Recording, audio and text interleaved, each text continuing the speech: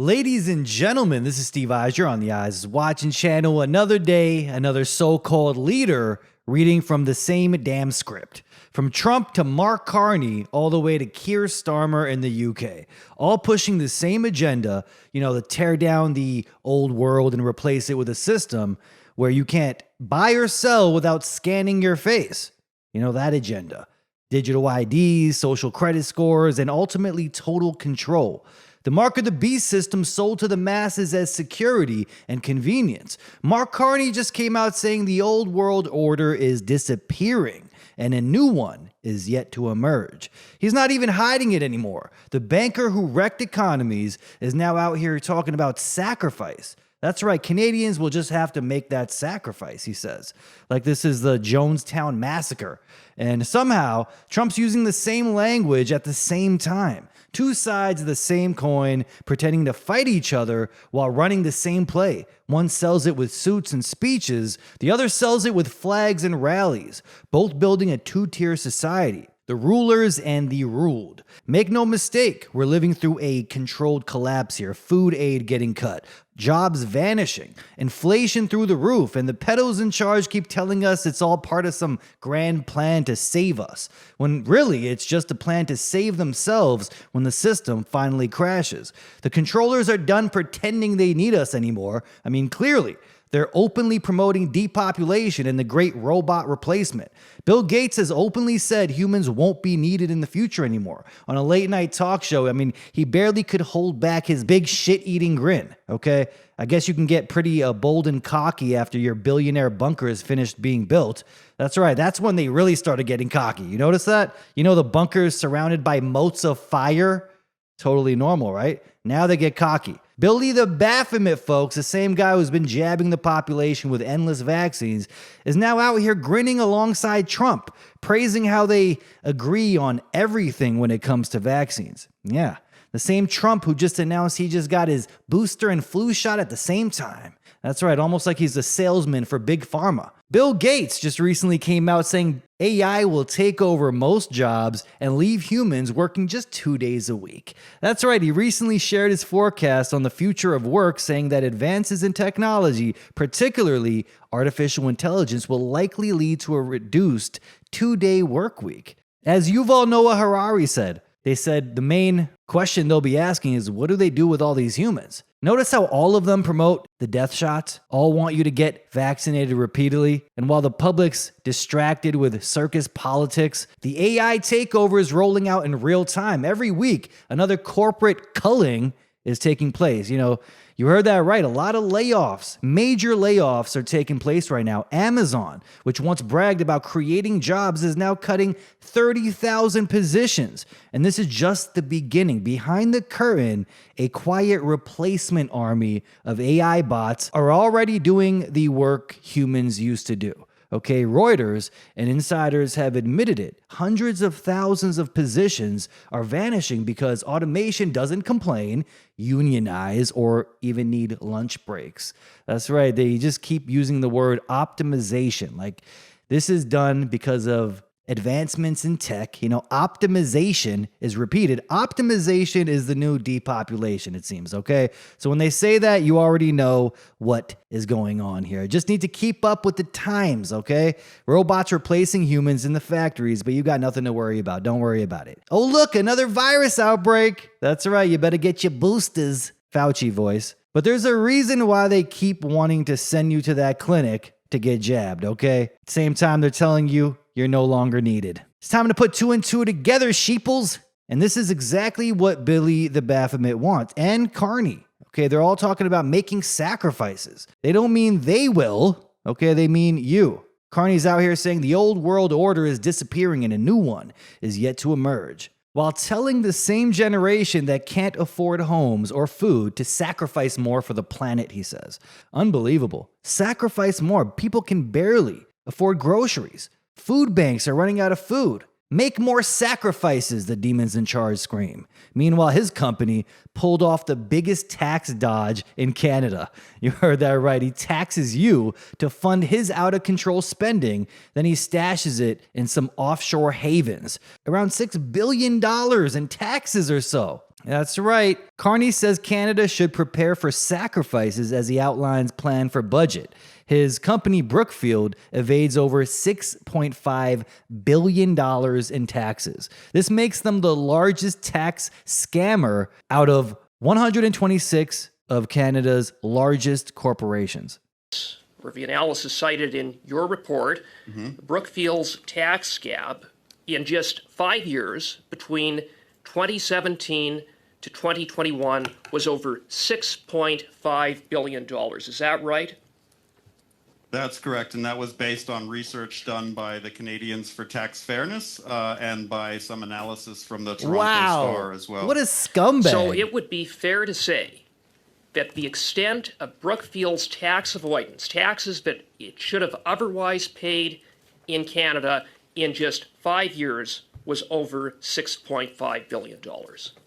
Yes, I mean, the tax gap is looking at the statutory rate, and there are some reasons why legitimate reasons why companies pay. Statutory rate, more like statutory rape of the middle class. You need to make a sacrifice, okay? More sacrifices coming from the scumbag that evaded $6.5 billion in taxes. Unreal. Below that, but Yeah, I'd say $6.5 billion is a lot of money.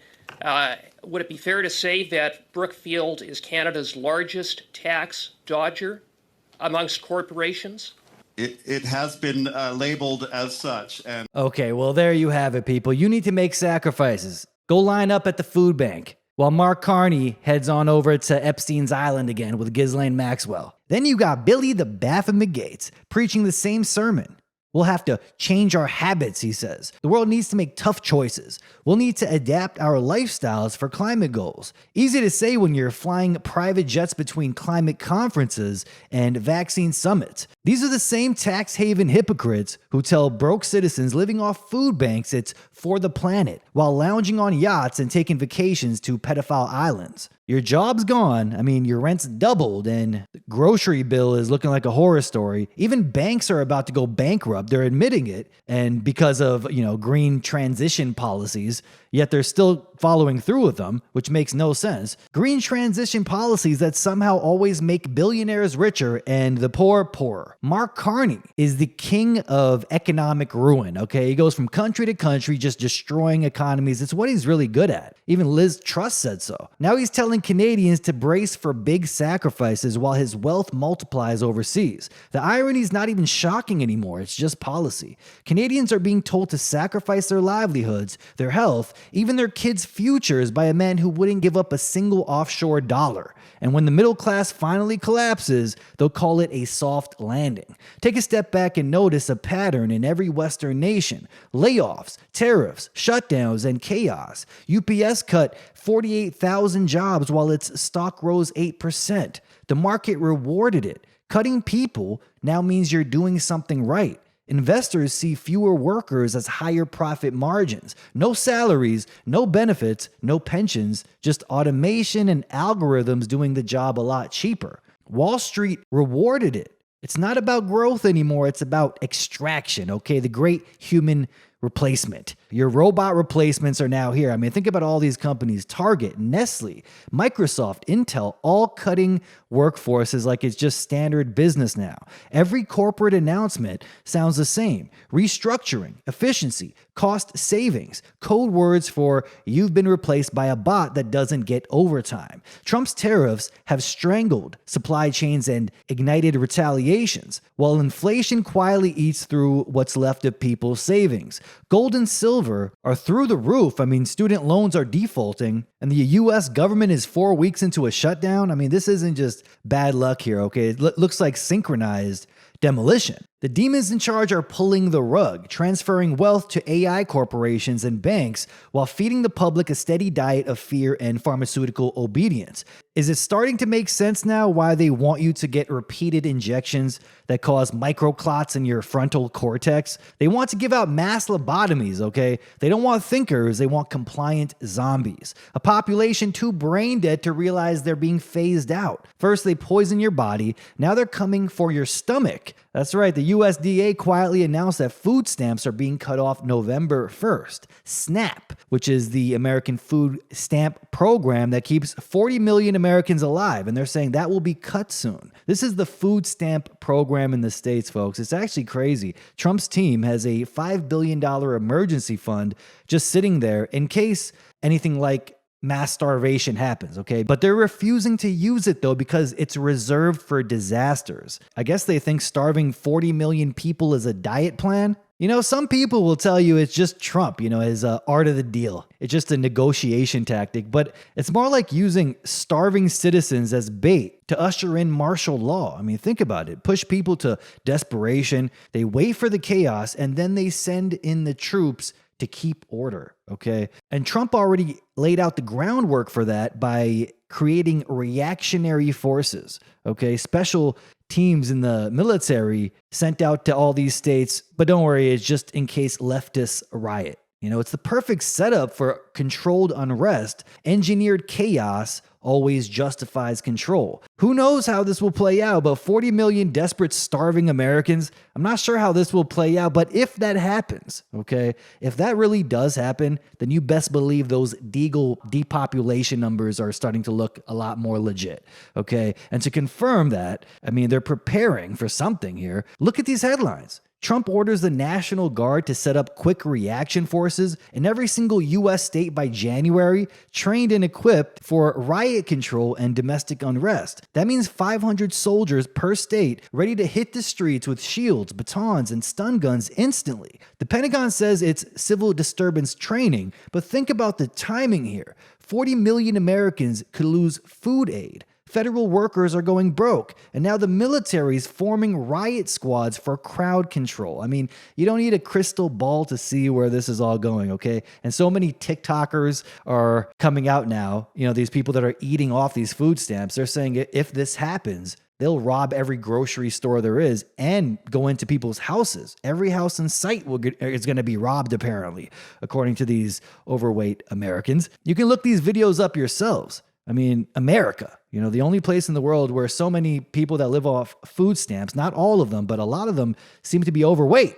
It's crazy. The poorest people in the States are overweight. They're saying the average weight of a American now is over 200 pounds, which is actually crazy. Check out some of the pictures in the 1960s, 1970s on the beach.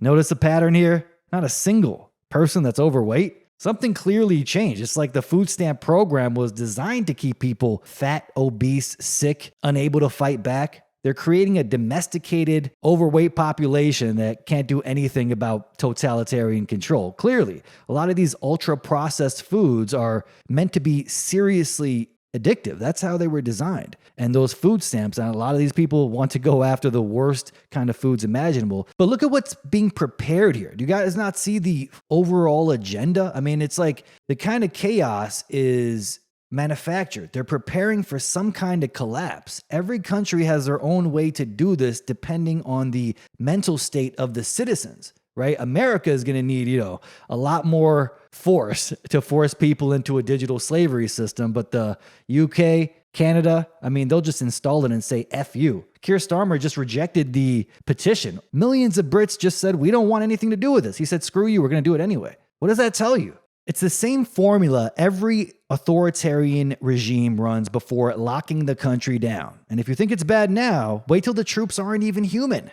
That's where this is headed, because once they swap out those National Guard soldiers for humanoid bots, the ones Elon Musk is now showing off, ones with no hesitation, no conscience, no refusal to follow orders, just programmable obedience. That's the end game here. A police state ran by AI technobots. That's right. Trump was just in South Korea recently. He tried setting up a meeting with Kim Jong-un. Yeah, that's right. But it didn't go down. It didn't happen. But I wonder why he wanted to meet him so bad. Does he need some kind of tips on how to control a starving population? I mean, it's not just food stamps if you think about it. Even federal employees are being turned into debt slaves now. Over 90,000 government workers have already taken out no-interest relief loans from banks just to survive the shutdown. More than $300 million borrowed so far by people who are supposed to have the most secure jobs in the country.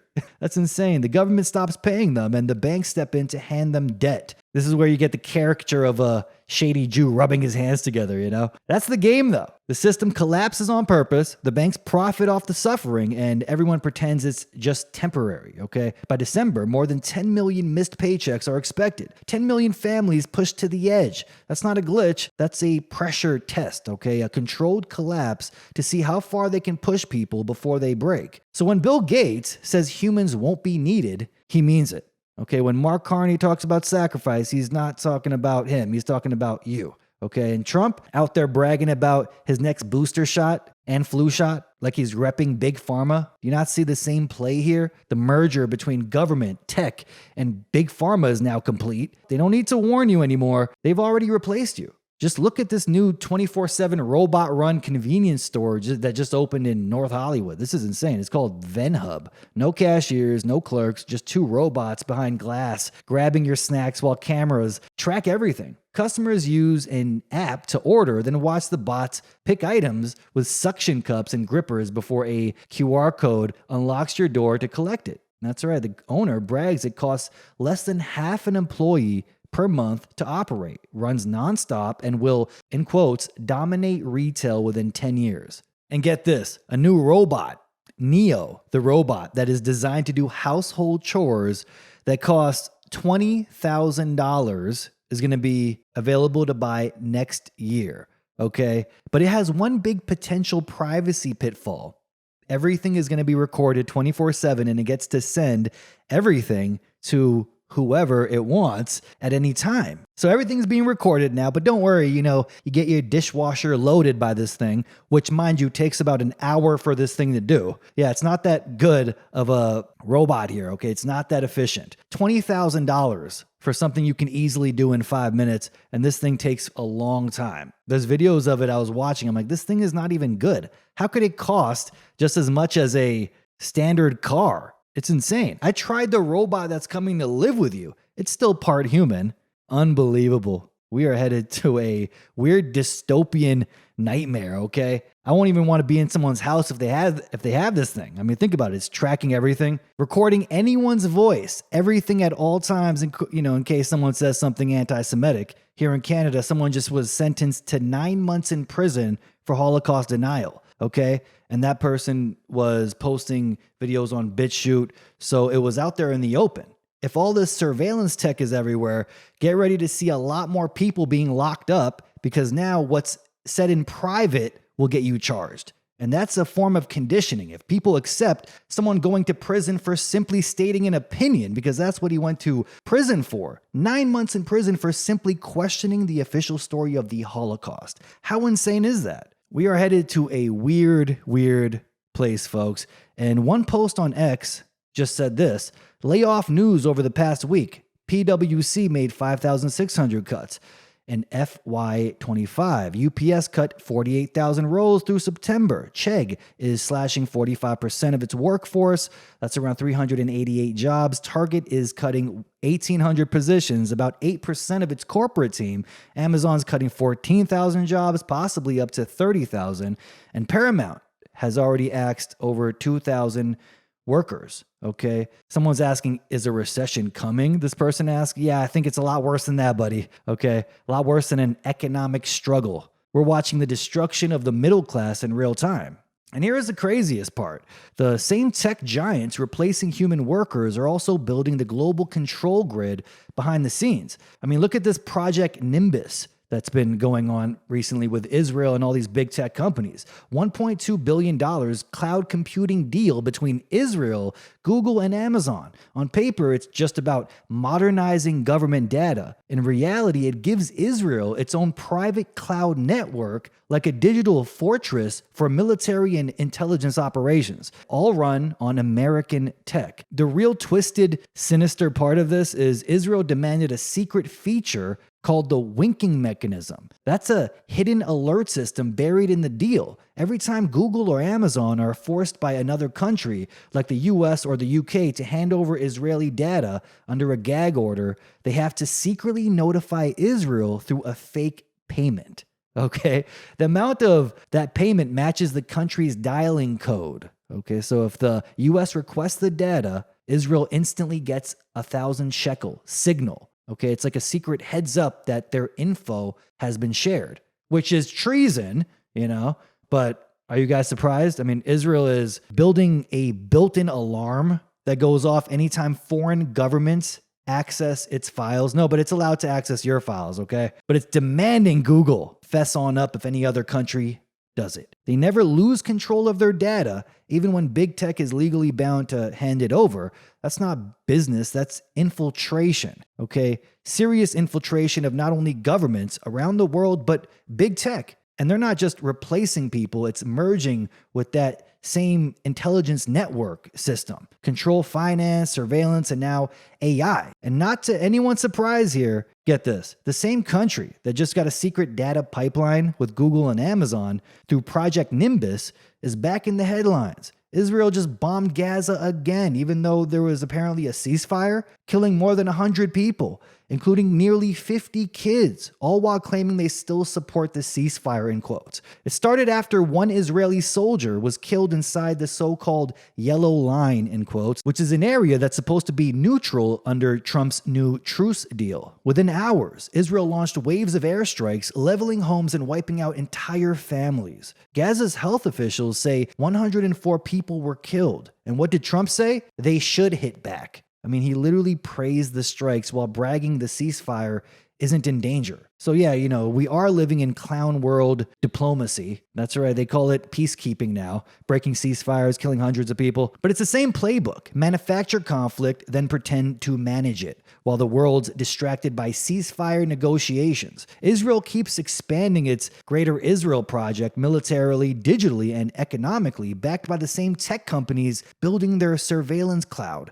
No wonder they really don't want their information leaked. God, can you imagine what would be in that? That's why they're going crazy here. Whacking out anyone that could expose them. They're going hard, people. Public assassinations and also deplatforming people, constantly throwing people in prison. This is insane. And while all that's happening, your job's getting replaced by AI, the DICs are crashing the dollar too. They pull the same demonic sleight of hand every time. Every time the system starts to crumble, the headlines suddenly change. The real problems right now are layoffs, inflation, and food shortages. The dollar's about to be completely worthless. And what's the MSM talking about instead?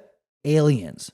That's right, aliens are real, plastered across every network, no matter the political side. Aliens are officially a bipartisan distraction. The same government that called you crazy for even mentioning UFOs now talks about them like it's part of the weather forecast. On Monday, we've got a small chance of alien mothership hovering over Florida. That's right, Tuesday, the alien abduction special for that ass. Now back to you, Janet. It's really gotten that ridiculous. You can almost hear the weather guy saying, slight chance of rain, but 100% chance of being abducted by an alien. Every single MSM platform out there. Like, bro, maybe talk about the fact people can't afford groceries. They're talking about an alien comet coming here and it's about to invade. Insane. They want you distracted, staring up at the sky while the ground beneath you collapses. Because when the economy tanks and the people start connecting the dots, that's when the pedos pull out the good old Project Bluebeam script, the final card, the fake alien invasion, the psychological endgame to unite the world under a single global emergency. And yes, it will be our own governments running the light show. The same government that claims they don't have funds to fix potholes, but secretly have the tech to project 3D warships into the sky. What do you think happened to that missing trillions of dollars from the Pentagon? These are the secret programs they've been running. They've been funding Project Bluebeam by stealing trillions of dollars in tax money. And wouldn't you know it, look at who they roll out to sell us on the alien invasion narrative. Avi Loeb. That's right, Harvard astronomer, longtime Israeli government insider, and now suddenly the mainstream's go-to alien prophet. The guy who magically gets every microphone in the world handed to him the minute a mysterious object shows up in the sky? Why does this guy always talk about it? He's been all over the MSM lately talking about the so-called 3-Eye Atlas. The object they claim is the size of Manhattan and can't possibly be faked, okay? This is, sure, Avi, totally believable that a glowing metal cigar the size of a city just wandered into the solar system on accident, and it's on course to Earth, and it looks very alien. Says the alien Harvard scientist. I swear, this is all this man is known for. He even went on the Joe Rogan podcast recently, pretending to play the calm scientist, while slipping in nonstop lies, like a good old shill. That's right, at one point, he literally said this. Check this out. This is how you know it's all BS. You're not going to believe what he relates this alien comet heading our way to. However, here, if we ever encounter alien technology, everything will change. It will affect the financial markets. It will affect politics in a major way. So my point is simple. This is different than other scientific matters, and the intelligence agencies know very well that events with very small probability have to be considered seriously because they could have major implications. Just think about October 7th. The Israeli intelligence agencies had a theory that the Hamas will do nothing. And they got data that indicated something is going on out there, but they dismissed it because of their theory. Now, because as a result of their mistake, which was clearly a blunder, a lot of people died on both sides. For that, this could have been avoided if they were to consider a black swan event, an event that you put a small probability for it happening, but you look at anomalies in the data and say, look, the implications are so huge, we have to consider it. And, this idea was already considered by the philosopher mathematician Blaise Pascal. He talked about God, and he said, look, of course, you might think that God doesn't exist, the probability for that is small, but the implications, if God exists, the implications are so huge that we have to discuss it. Can you believe that he just related this alien comet coming here? Allegedly an alien comet is on the way. He had to compare it to October 7th. What does that tell you? Oh my God. Out of anything he could have compared it to, October 7th, the blunder a lot of people died for. We can't make that mistake again with aliens. Like, tying Israel's intelligence failure to his own alien narrative is conditioning people to equate ignoring alien anomalies with another October 7th. I mean, this is what you call psychological warfare. That's state-backed trauma marketing, and it's being done by someone who openly works with Israel and US intelligence agencies. Loeb isn't warning us about aliens. He's helping script the next crisis, okay? The fake alien invasion. And right after all that fear priming, he ends up with his big pitch here, the responsible next step, he calls it. He wants billions in federal funding to expand the Galileo project, build new telescopes, launch satellites, and collect data on interstellar objects. It sounds noble, right? What he really means is they want funding to create more hysteria, then demand more taxpayer money to protect humanity, in quotes. This is another COVID, this is another climate change, and now, they've moved on to alien threat, which means, they want to funnel public cash into elite research networks that end up tightening the very surveillance grid we're trapped in. They sell it like it's science, but it's really an invoice for our own digital imprisonment. Another polite way to finance the technocrats who are already replacing us. The only thing they're saving humanity from is prosperity. Every time Israel throws out one of their shills to accelerate their New World Order Greater Israel project, whether to normalize digital IDs, total slavery, vaccines, and even aliens, they always manage to put out one of their shills, and they always got the same physique. You guys notice that? Another Yuval Noah Harari here. This is the alien scientist Yuval Noah Harari. Or maybe it is Yuval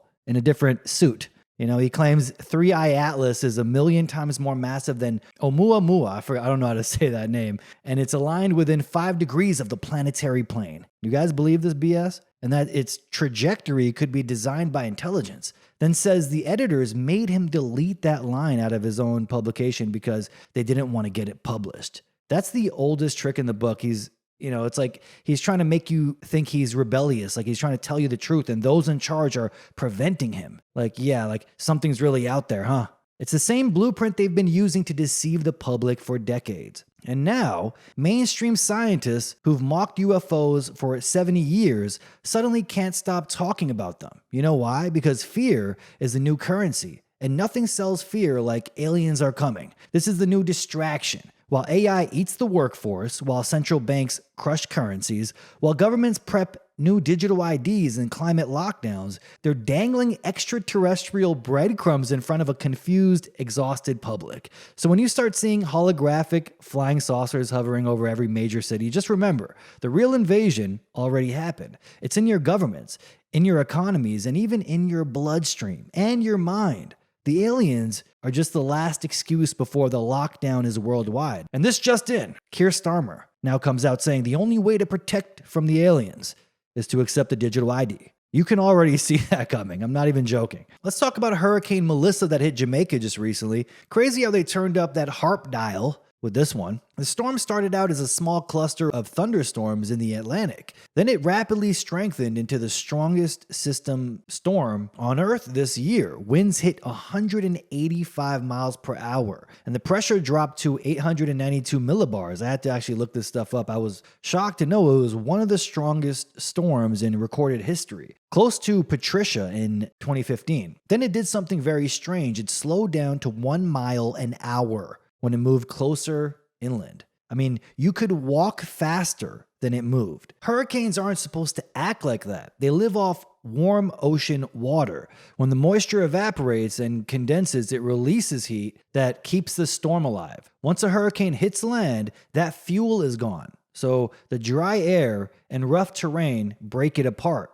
That's basic meteorology, okay? But Melissa didn't weaken. It stayed strong, stalled over Jamaica, and dumped around 30 inches of rain. Meteorologists said it got stuck between two pressure systems, but that doesn't explain how it kept its strength while sitting over land. It looked controlled, like something was keeping it powered. Hurricane Melissa also looks like a Baphomet, the radar itself, when you mirror the image. Satanic rulers and high places are playing God with the weather. That's what they're trying to say here. And this is exactly the kind of thing whistleblower Eric Hecker has been warning about. He just gave a news speech. He has a video on YouTube talking about the technology sitting in Antarctica, the ice cube array at the South Pole Station, and how it's capable of much more than neutrino detection. He says the setup there could function as part of a directed energy network using high-powered RF, VLF, or even laser systems to interact with the upper atmosphere. In theory, he explained these kinds of systems could couple energy into the ionosphere or mesosphere, changing plasma density or creating artificial hotspots that might ripple downward through the atmosphere. He described how phased arrays could layer or steer power towards specific regions, potentially influencing cloud formation or storm intensity if networked on a large enough scale. Now, officially, this ice cube is a passive research detector buried in the ice, powered by diesel generators and not transmitters, but NOAA runs LiDAR systems there for atmospheric measurements. Bright green laser beams people sometimes see at night. This is what Hecker says those are. And Hecker argues that same tech could be weaponized if scaled up and synchronized with other facilities like HARP in Alaska or other ionospheric sites around the world. What's interesting is right after this Hurricane Melissa, Alaska just got hit with a little earthquake. I wonder if they're not in full control of that HARP system, if they don't really know what they're doing. There's going to be consequences to playing God. That's for sure. And all of us are going to have to suffer for it while they hide away in their billionaire bunkers. In other words, if someone wanted to tune the weather, this is what controlling that system would look like. A grid of phased emitters feeding megawatts into specific pressure zones. He's not saying they're steering hurricanes from the South Pole right now, but he's pointing out that the infrastructure and the capability are being built quietly under the banner of science. And look where it happened too, Jamaica, one of the UN's test sites for its Vision 2030 Smart City Plan. New Kingston has been the pilot area. They've already built AI-run traffic lights, facial recognition cameras, street poles with air quality sensors, and public Wi-Fi that connects to government systems. The U.S. Trade and Development Agency funded Jamaica Public Service and Tuatara Group to install it all. tied directly into the national camera grid known as Jamaica Eye. The plan covers digital signs, smart streetlights with backup batteries, drones for public safety, and a full fiber network for traffic control. It's sold as modernization, but it's just like everywhere else around the world. This is surveillance with this branding of advancements in tech,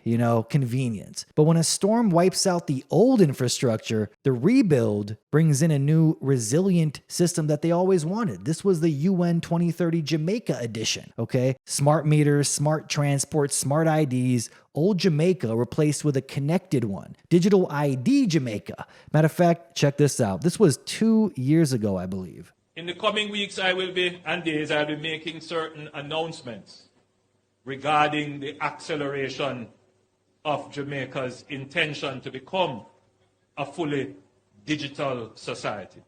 We are well on our way to this. We have established the national identification system. We have put in place our digital currency. We have given directions to our ministries to digitalize their operations. Most of our ministries are now moving from paper-based systems to digital systems. Our military is transitioning. The society is moving very quickly, very rapidly to become digital. Our banking consumers are seeing it as well because the banks are moving very rapidly to digital. You have something now called artificial intelligence. Very soon, this position of a human being exchanging cash and so on, that is going to disappear from the banking system very soon. And you are going to have to interface with machines. This is I don't want crazy. it to be a scary thought, but it is a thought that we all have to embrace. Wow. Absolutely wild, people. Right before Melissa hit, the media pushed another warning. The Earth has entered a new phase, in quotes. A report from 160 scientists claimed the world has reached a climate tipping point after a massive coral reef collapse. That's right, they called it catastrophic and irreversible, demanding urgent worldwide action, okay? The same script as always. Coral bleaching and recovery have happened for centuries through ocean temperature cycles, volcanic activity, and El Nino. It's just interesting they had this narrative before Melissa hit, and now they're going to blame coral reefs. So, you don't blame HARP. That's right. They put out the scapegoat and the thing to blame beforehand. Because of the coral reefs, they're letting us know we're entering a new phase, okay? Straight into the next phase. Their plan now is to merge climate policy with health and AI under this worldwide totalitarian framework, and they call it climate smart development. The next step is clear here. They're going to use COP30 to push sector by sector targets for clean technology, drive the green premium down to zero so every country adopts new energy systems, flood money into organizations like CGIAR to create drought-tolerant crops, digital farm sensors and apps that track planting and pests. Use those technologies in poor nations under the label of climate aid, which locks them into foreign infrastructure and data collection. And then they'll treat global health as climate policy. Renew funding for Gavi. Mind you, I'm reading this off of Bill Gates' website right now. Expand vaccine programs. Oh, that's cute. They're going to tie that into the climate stuff and call it resilience against warming. Frame it as humanitarian, just to prevent climate refugees, manage migration, and let the US military and the UN handle instability. Isn't that crazy? Bill Gates, folks. And right as Melissa was intensifying near Jamaica, Bill Gates releases this essay. It went live, I believe, like 20 hours before the storm. The storm was building up slowly. It wasn't really much to talk about. The focus was not on the storm at all. Bill Gates put out this article, which is really weird, with a title, Climate Change Won't End Civilization. No, but Bill Gates will. That's right. Let's focus on human welfare, he says. Some people think he's reversing his stance, but if you read into this, what I just read you, it sounds like a new phase of messaging. The fear campaign is shifting to compassion. Now it's about vaccines, smart farming, and AI-driven energy, everything tied together under innovation. And get this, Gates was on an interview saying we won't achieve our best goal, the 1.5 or even 2 degrees. We have to frame it in terms of overall human welfare. If we stop funding all vaccines and that saved you 0.1 degree, would that be a smart trade-off? sounding exactly like he sees humans as expendable, right? If you listen to these words here, he's acting like humans are the problem. Weird, tying vaccines and a degree temperature change. Basically, what he's saying is we can't hit our climate goals with this many people alive, okay? To protect the planet, some must go. The storm hits, the smart city rebuild begins, and this coral reef is being blamed. That's the next phase here. It's really insane to watch it all take place, and Bill Gates is now unveiling this plan that ties climate, health, and tech policy under one system, and a whistleblower is warning. Eric Hecker is saying that this technology to engineer all of this already exists. Okay, so it's not a coincidence. It's clearly being done on purpose. If you want to know who's behind the problem, you look at the solution. You ever notice how the same psychological operations just keep getting recycled all the time? Same exact fear porn from COVID to climate change to aliens, it's just non-stop. Well, get this. The Monkey Trilogy. Okay, I got one for you. This is a great one for Halloween. 2022. Remember this story in Pennsylvania? About monkeys escaping a truck and then biting a woman. But you notice that every year they tried this exact narrative. 2024 too, South Carolina, and 2025, Mississippi. There you have it, folks. The Diseased Lab Monkey Escape Trilogy. It literally sounds like a low-budget horror film. 3 separate years, 3 separate lab monkey escapes. All these stories are involving research facilities, government agencies, and, biohazard risks. You'd think after the first one, maybe someone would have learned to close the cage door. But let's look at Act 1, okay? The first monkey movie in this trilogy. 2022, the Pennsylvania Monkey Massacre. This one's hilarious. Everyone remembers this. A truck accidentally crashes on a highway, scattering crates of imported macaques from an island that was actually used by big pharma companies for breeding test animals. How crazy is that story? A woman named Michelle stops to help one of the escaped monkeys, thinking she's just rescuing cats or something. It turns out a truck full of lab monkeys en route to a CDC-linked facility. Next thing you know, she got a cough, pink eye, and a letter from the CDC telling her to quarantine for 31 days. No big deal, just your average Friday helping mop up biological experiments on the side of the road. That would have been a crazy story if they went with it, but I'm pretty sure they didn't because people are just so fed up with the COVID stuff. They wanted to pull off another pandemic, but they put out this perfect story, a perfect, foundation of the next pandemic narrative, and people just said, not today, okay? We're done with all these virus outbreaks. But they keep doing this every year. What are the chances every year a truck crashes and a bunch of diseased lab monkeys escape? It's just outrageous. Maybe these trucks are being driven by one of those illegal Indian immigrants that are always crashing. And they claim those monkeys in 2022 were carrying herpes B viruses and other unknown pathogens, they say. Unknown pathogens.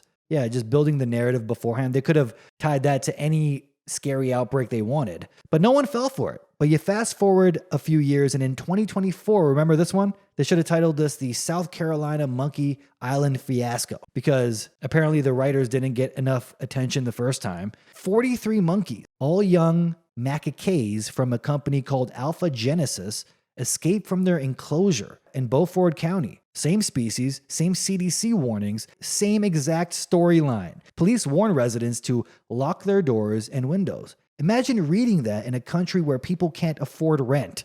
Lock your doors, the vaccine monkeys are loose. The facility, by the way, was federally contracted.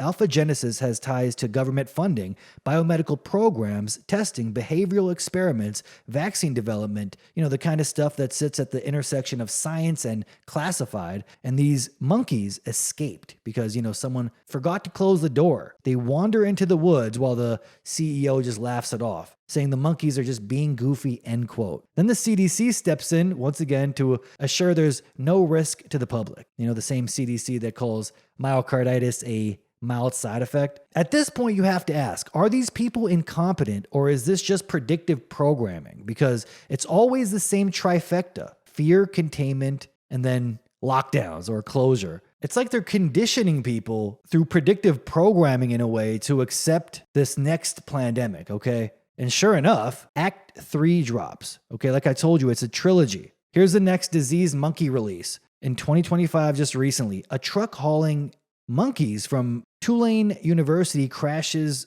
on a Mississippi highway.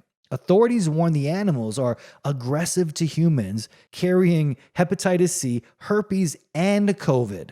That's right. And require PPE to handle. It sounds more like a pandemic simulation than an accident. This might be their Event 201 here for the next monkey outbreak. Wildlife and fisheries are on site, and one monkey is still missing, they say. The rest have been destroyed, which is, pretty evil if they actually did that, just like they did with the ostriches here in Canada. They claim they're diseased and then they euthanize all of them. You'd think we were talking about some kind of like bioweapons, but we're just talking about primates here. And who's involved again? The university, one of the same institutions tied to all of the virology programs, fraudulent virology programs. So now we have another crash, another escape, and another CDC adjacent cleanup, all while the media starts warming the public up for the next disease X, okay, or zoonotic spillover. Every time. It's like the same formula. They're transporting the test monkeys from a lab, and then oops, an accidental crash again, or breach, and then public warnings about infection, CDC involvement, and then the tidy, all-contained ending. It's like they're running annual fear drills, testing how fast local authorities or media outlets and civilians react to bio-narratives. You get the imagery of chaos, a few ominous headlines, then silence. It's psychological priming, conditioning the public to accept that a lab leak scenario is inevitable, that government containment is always a solution, and that quarantines are just standard procedure. If you're trying to seed subconscious panic before announcing a new pandemic, what better way to drop a few escaped disease monkey stories year after year until the idea feels normal? 2022, they introduced the premise. 2024 renormalized it. Then 2025, they added aggression and multiple infections, a trifecta of viruses in these escaped disease monkeys. I'd watch this movie, actually, I'm not going to lie. The monkey has become the perfect symbol for humanity's destruction right here. Test subjects. If the monkeys were truly dangerous, authorities would lock down the area with hazmat teams and military personnel, but instead, they let civilians chase after them, film it, post it, and then they let the panic spread loose. You see what's happening here, but that's the point. It's not about containing any disease. It's about spreading fear. The visual of escaped infected monkeys plants the seed of viral anxiety. It keeps the virus narrative alive. Fear sells vaccines, compliance, and emergency powers. And compliance is the currency of the New World Order they're engineering. So here's the moral to the story, people. Matter of fact, this is a new segment here. It's called We Deserve Better PsyOps. Okay? If you're going to stage a biological thriller, at least write a new plot. Damn it. Demons in charge. Try harder. Stop recycling the escaped disease monkey narrative. Every election cycle, it's the same ish. Outbreak 3. Return of the boosters. We've seen it all. We've lived it. We've got the pink eye to prove it. If this is predictive programming for the next pandemic, at least make it original. Throw in an alien, a Fauci hologram, or something interesting. I could come up with better psyops than you. That's embarrassing, okay? Because at this point, it's not the bioweapons that insult our intelligence. It's actually their writing of the narratives. Now, do you remember when they poisoned the world with deep pop poison clot shots? Weakened people's bodies, damaged hearts, and people were dropping dead suddenly? Compilation footage of young athletes, the healthiest people on earth, collapsing on live TV. And the narcissistic gaslighting demons, instead of telling the truth, of course, they do the exact opposite. They gaslight the public with garbage like this. Remember this one? Incidence of heart attacks and strokes was lower after COVID-19 vaccination. Yeah, they really said that. And according to this study in quotes, your heart and arteries were actually healthier after being injected with the poison death shot lipid nanoparticle poison. Okay? The same one that hijacks your cells, inflames your hearts, and kills people in their sleep is suddenly a cardiovascular miracle. That's the type of delusion we're dealing with, okay? They are basically laughing at you when they put out studies like this. Clown world science at its finest. They destroy people's hearts, then publish papers saying, see, it's good for you. It's the medical version of an abusive relationship. They break your ribs, then they hand you flowers and say, you're stronger now, okay? This is the craziest part. This is where it gets really dark here because the myocarditis and sudden deaths were only the beginning. After the rollout, doctors started seeing something a lot more terrifying. Turbo cancers. Cancers appearing in young, healthy people that progress so fast, treatment can't even touch them. Pathologists like Dr. Ryan Cole, who actually looks at tissue samples under the microscope, noticed the trend immediately. Tumors that should take years to form were exploding in months. People who were completely cancer-free suddenly showing up with stage 4 disease right after their booster. Breast cancers, lymphomas, brain tumors spreading at rates that defy normal biology. Cole said he'd never seen anything like it in his career. Same story from oncologists around the world. Patients in their 20s and 30s with aggressive cancers resistant to chemo and radiation. Entire clusters of cases showing up after mass vaccination campaigns. I mean, the connection is obvious. And the timeline lines up perfectly. 2021, after the global injection drive, I mean, how obvious can it get? It's not anecdotal, it's observable reality. Even funeral home directors were noticing how fast cancer deaths skyrocketed. I know it sounds crazy, but what if the shots really do have nanobots that travel through the bloodstream? Think about like the kamikaze drones on the Ukraine battlefield, machines designed to be the weapon itself. Now, imagine that technology shrunk down to a molecular scale. Graphene razors flowing through veins programmed to target the heart. Because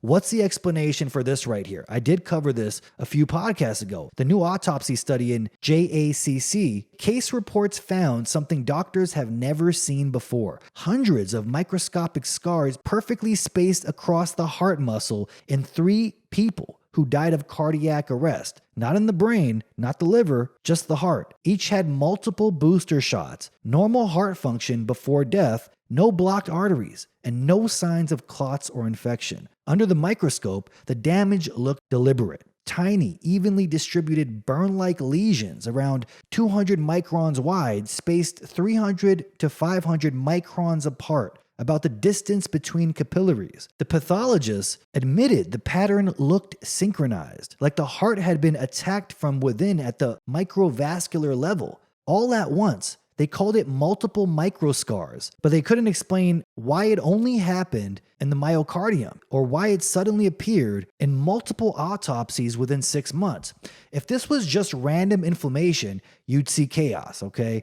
Heart damage all over the place, but not perfect spacing, like it was clearly programmed to do so. And they just called it myocarditis, just standard myocarditis, you know, or some new syndrome that never existed before 2021. But it clearly is a pattern here of organized destruction of the body. And just when you think they've covered everything imaginable, I mean, this is just absolutely insane. A peer-reviewed study in the European Journal of Pharmacology tracked 203 people after their Moderna shots using arterial pulse wave analysis, basically measuring how their blood vessels flex and rebound. The researchers found measurable changes in vascular stiffness and heartbeat harmonics right after injection, even in people who felt fine. The machine learning models could literally detect cardiovascular stress patterns from the vaccine signal alone. They said it's a non-invasive way to monitor hidden side effects. And they only looked at these people once, you know, a snapshot in time. I mean, what if they tracked these people for years after? What would that outcome look like? Then came studies and case reports backing it up. A Belgian study here found malignant lymphoma in mice within 2 days of a Pfizer shot. Other reports documented people developing non-Hodgkin lymphoma, B-cell cancers, and other rare malignancies right after vaccination. The FDA even admits swollen lymph nodes were a common side effect, but they brush it off as non-serious, never asking the obvious question: what happens when those same nodes turn cancerous? Well, Dr. William Mackey's here, another oncologist who's been warning about it since 2022, explained how it happens. The body apparently has these warning sensors that detect cancer cells, and those get silenced, okay? And then your body can't recognize mutated cells anymore. So repeated boosters were making it a lot worse by suppressing T cells and etc. You know, the exact cells that hunt cancer. And there's also contamination. Like the vials are full of not just only poison, but imagine the contamination in these vials that were manufactured in the billions that quickly. It's just mind-blowing stuff that people would run and get them. But if you look at all of that combined, you would understand exactly what turbo cancer is and what it's coming from. Clearly not natural, it's engineered, biological chaos, okay? But the ultimate slap in the face, this is how we know they're actually doing it and laughing at you, is the ultimate form of gaslighting. You're not going to believe this one. The media is now claiming that those very same shots that cause turbo cancer are actually helping in preventing cancer and helping cancer patients live longer. You heard that right. The same technology, linked to turbo cancer and DNA corruption is suddenly being rebranded as a miracle cancer therapy. The COVID vax, guys. Yeah, thanks Washington Post for this one. The same propaganda outlet that spent years attacking anyone who questioned the vaccine. These are the same demons that said the COVID vax cures you of all diseases and helps you live longer. That's right, folks. They're now pushing a study saying mRNA vaccines help with prolonging the lives of cancer patients. According to them, COVID shots nearly doubled the median survival of people with lung and skin cancers. I mean, at this point, it's like pure clown world inversion. They spend 3 years denying side effects, censoring doctors, and hiding data, and now they're pretending the product that caused turbo cancers actually fights cancer. I mean, it's a slap in everyone's face and, clearly laughing at people. And it didn't stop the pro-vaxxers from absolutely spamming this everywhere, okay? They're like, take that, anti-vaxxers. This thing will help us live longer. And now they're getting more and more boosters. It's like, oh my God. They'll fall for it, people. At this point, it's like, what, you want to save them? Do you think it's worth even explaining to them that these shots are poison? They poison people, then write studies congratulating themselves for it. They kill the patient and claim they cured the disease. And every time someone catches on, they release another breakthrough headline to keep the illusion alive. Okay, people, give it up for Dr. Nili Kaplan-Myrth. You guys know who this is, right? I've roasted her here many times years back. So if you guys been following me for years, you know who this scary-eyed looking lunatic is, the self-appointed hall monitor for masks and needles. This delusional COVIDian nutcase, as many of us know her to be, is back in the headlines. Matter of fact, check the COVIDian tournament during the whole pandemic right here. This is actually funny someone made this. This is the Canada edition. And oh, look, you see her name right there. She was beating out many people in the COVIDian idiot race. I don't know who wins the biggest COVIDian lunatic here in Canada, but you can pick your own winner. It was actually a duel between her and Trudeau. A lot of people say Trudeau took it. But Nili Kaplan, we all remember her as the Ottawa doctor who somehow turned a school board seat into a one-woman public health crusade.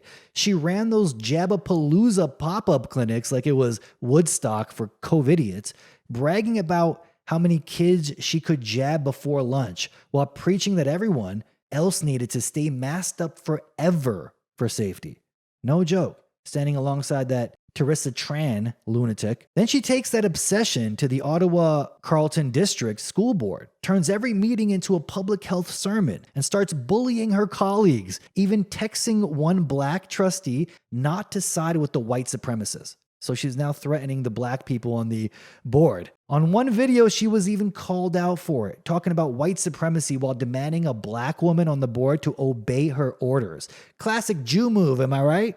I mean, she muted parents during meetings, turned off their mics, and a total freak. I mean, look at this video right here. When people called her out, she was threatening people on the school board to bring back masks. She wanted every kid vaxxed to the gills. And when she was called out for it, she went completely psychotic. Get out! Get out! I can choose my feet too. Get out! I have you on. I mean, are you surprised? I mean, look at her face. She looks like she would do that. And then she lost it on fellow trustees when they questioned her. And then she ran to the media crying anti-Semitism when people finally pushed back.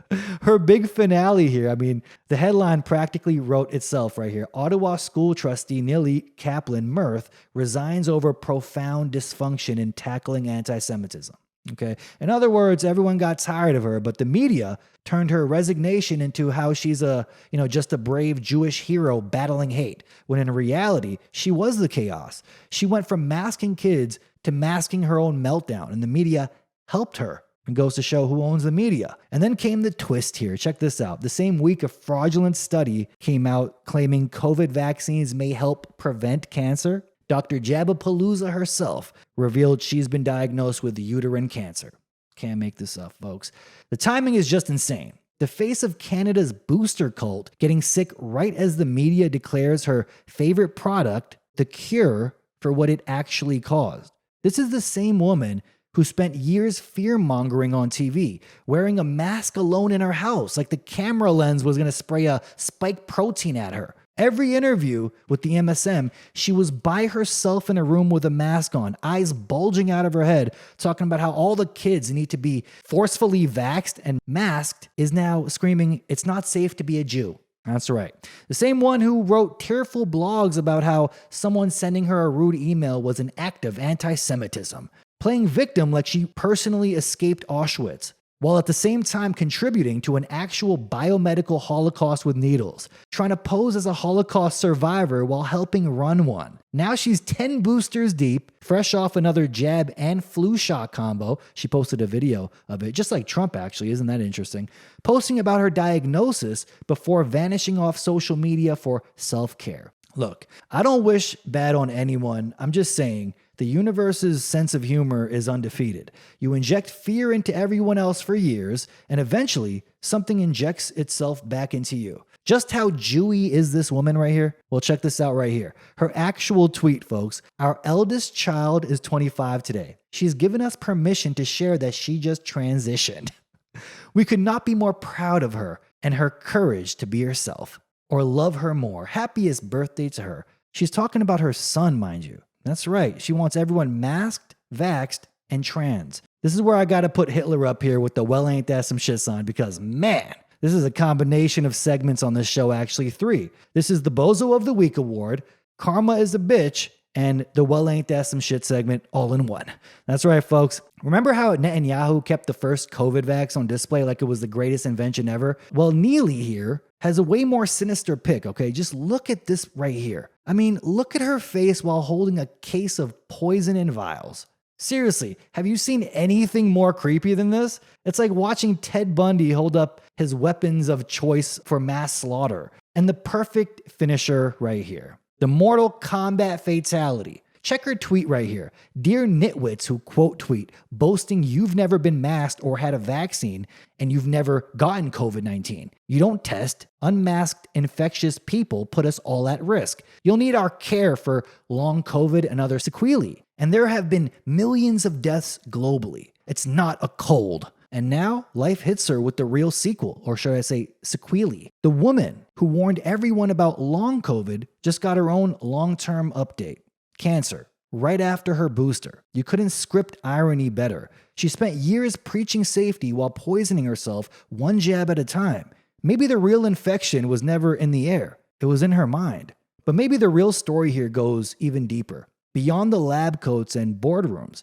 Because what if this wasn't just bad science? What if it was a weapons program decades in the making? In the early 2000s, NASA's own chief scientist, Dennis Bushnell, released a presentation titled Future Strategic Issues, Future Warfare circa 2025. I'm sure a lot of you know about this. This was released decades ago, and it mentioned futuristic weapons that will be used in this year. It wasn't a blog post or a theory. It was presented to the Army War College and co-developed with DARPA, the CIA, and the Navy, and even the Australian Department of Defense. Buried inside that document was a roadmap for the next generation of warfare, what they literally called the bio-nano age, 2020 and beyond. They described ubiquitous, networked multi-physics, hyperspectral sensor swarms, clouds of self-powered particles that could float into the atmosphere for up to 2 years, each one a microscopic drone, Smartdust. Their words, not mine.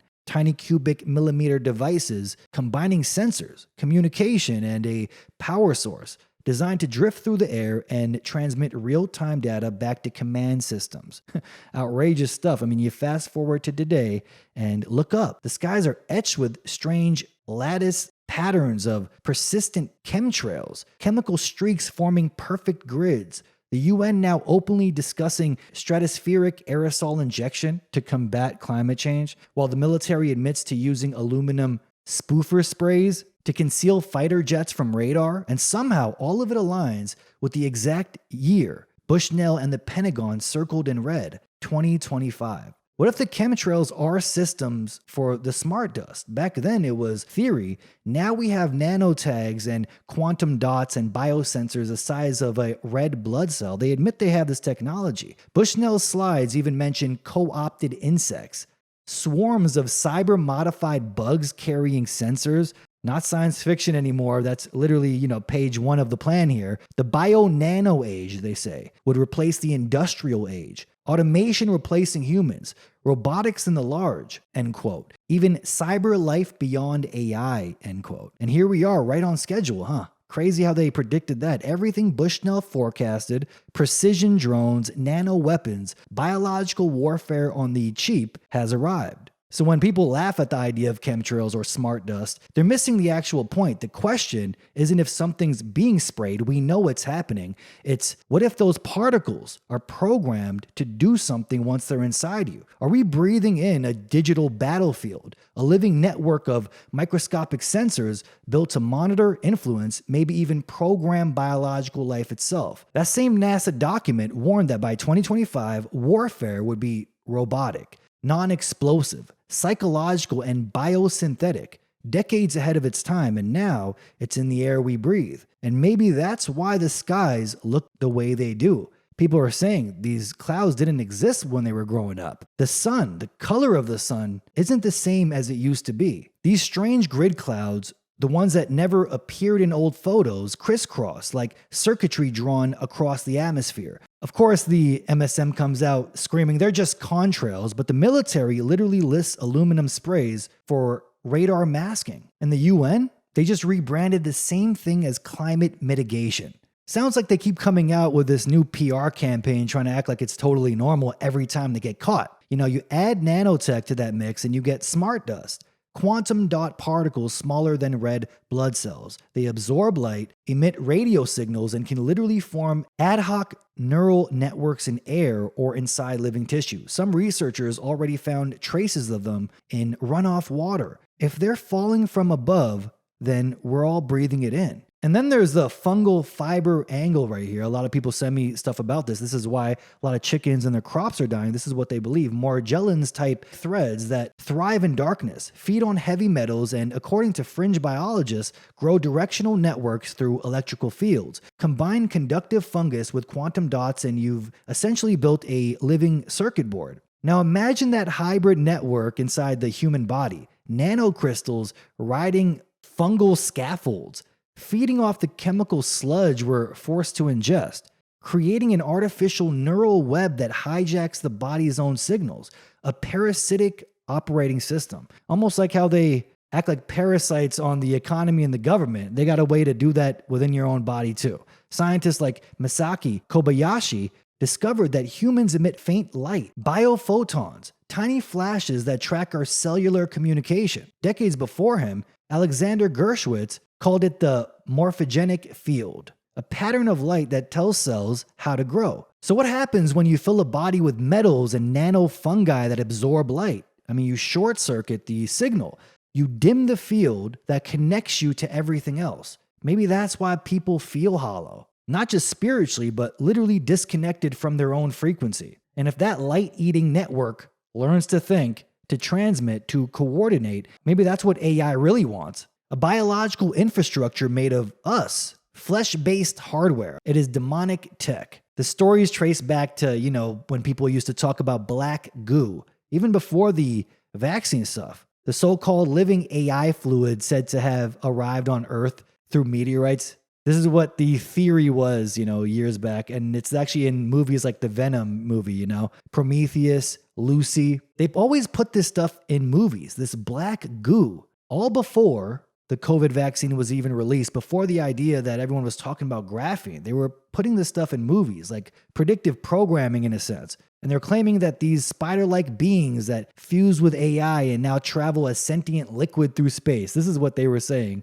Whether myth or metaphor, it does fit perfectly with an era obsessed with merging man with machine. Okay, this is transhumanism. So the NASA document said circa 2025, all this would happen. Well, look around. The sky grids are here. The smart dust exists. The fungus is adapting and the AI hive mind is online. The future war is not only here, but it's airborne.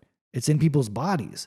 And a way to combat that is, of course, staying healthy, staying away from medication, big pharma sludge, vaccines, things like chlorine dioxide, Shilajit, even NAC, everything they've been demonizing or trying to laugh you out of the room for using. Now we're finding reports that this stuff does help with clearing out toxins from your body. So pay attention to the next thing they demonize, you know. Clearly, they want to ban anything that could detox you. And a new documentary actually was just released, and it was about chemtrails. I just saw a clip of it. Matter of fact, I'm going to play it here, and it's something that I'm definitely going to watch soon. I just saw it before I started recording this show, so check this out. I can control what I put into my mouth. I can control what I feed to my child. I can control how I grow my food and if I want to spray pesticides or not, but I cannot control the experiments over my head. Within an hour, it spreads out, it creates a blanket. We're in a war. This is a war against me, you, our children, our grandchildren, and generations to come. This is war raged upon us. These programs consist of spraying tons of patented aerosol pollutants into our skies without public consent. This includes aluminum, barium, strontium, and more. It's targeting your food, your water, and it's coming in multiple different ways. If people want to know if this is a real thing, states have bills to ban it. I think there are now 32 states that have taken an attempt at this. This has become a huge issue. If your average citizen knew the truth of what's going on and what they're being exposed to without their consent, they would be outraged and they would take action. I don't want some creep ramming chemicals down my throat without my permission. We need to prosecute those people that are doing it. Do we stand in one spot and say enough is enough, and if they don't listen, we take it to the next step? You've been doing this for a while? Yep. Long time. People do care. Yeah. We care deeply. I know that. So we're now getting really involved, and now we're going to bring something legal against your company. And that's where I'm going to leave it, folks. Episode 200. Can you believe it? Thank you all for sticking with me through all this. I truly am appreciative, and I love every single one of you that watch this and support it. So I can't believe I've been doing this for so long. Episode 200. Can you believe it? Shout out to all of you that have been with me since episode 4, because that's the first one I uploaded here. But yeah, cheers to 200 episodes, folks, and cheers to another 1,000 more, okay? I'll keep going until they, throw me under the prison. So if you appreciate the effort that goes into this, please consider hitting those links in the description, folks, for ways to support. It is greatly appreciated. Without your help, this show does not carry on. Everything you see here is done by myself. So if you appreciate the effort that goes into this, please consider hitting those links in the description for ways to support. Until next week, folks, until next time, this is Steve Eyes. You're on the Eyes is Watching channel, signing off.